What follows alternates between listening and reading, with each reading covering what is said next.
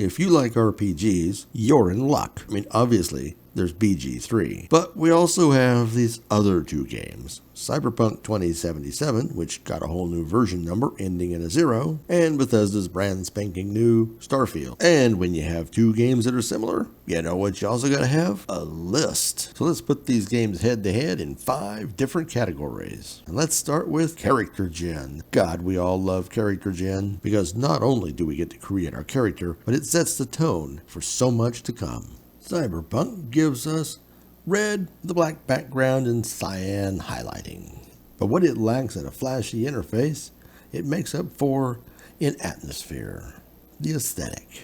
I don't know much about the cyberpunk look and feel, but this feels cyberpunky to me. It's fairly simple, could have a few more options. Give me some better hair options, people. Really. And stop with the shave this side, that side, and strips all over the place. Wah. But you have a good amount of options, and for a game that never lets you see your character except a few times, hey, I guess this works. And really, if you can customize your junk, what else do you really need, right? Starfield, on the other hand, is a doctor's office. Sterile, ugly, boring. Yes, you have more options and fine-tuning, and you still have crappy hair options. Gotta keep those the same. And maybe it still matches the hideously boring Starfield aesthetic, but I don't like it. For me, the winner is clearly Cyberpunk. Moving on from character gen to character leveling, you can punk out on some very specific things to your playstyle in Cyberpunk. It is another one of those systems that develops off of a tree. It is, however, very shooter action focused, but you do get attribute points, and that's cool. Now, as for those wide open spaces between the stars, you get what I consider a weird interface for this game. To me, it doesn't fit the overall vibe, but it's serviceable. Again, you can tailor things to your play style, whether you like running and gunning with shotguns or blades, but for me, it's the social skills that you get to choose from. Persuasion, deception, intimidation, manipulation, negotiation. You just can't beat these in an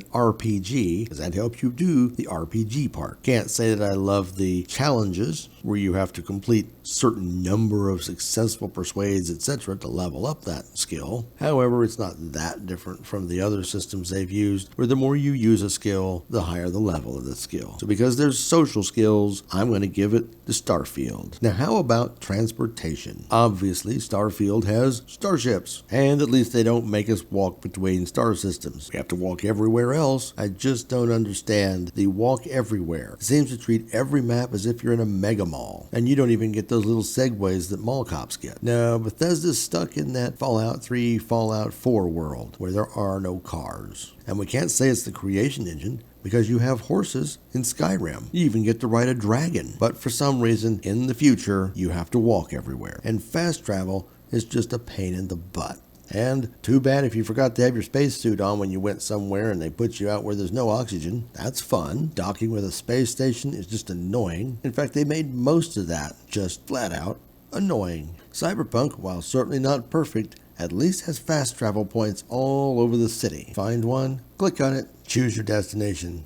Boom, you're there. And they have driving. And I don't say that with fondness, but at least you can tool around town, getting there much faster than walking. Because let's face it, walking around in Starfield is like walking in molasses most of the time. Fast travel and city transport, clearly Cyberpunk 2077. We've mentioned many times on this channel that we love stealth play. Well, if you like stealth, you're going to hate Starfield. Stealth is terrible. Just terrible. There are perks you can get after 500 years of playing that will quiet your steps and make you hard to detect, but for the longest time, you're wearing an air horn, a cowbell, and there's a marching band with you. Nor are there any of those cool stealth takedowns. You know, we used to have cool takedowns in Fallout 3, Fallout 4, Skyrim, Oblivion, etc., etc. Maybe Starfield has just evolved past those. Cyberpunk 2077, on the other hand, has minimal stealth takedowns, but they do let you do it. And you can either choose lethal or non-lethal.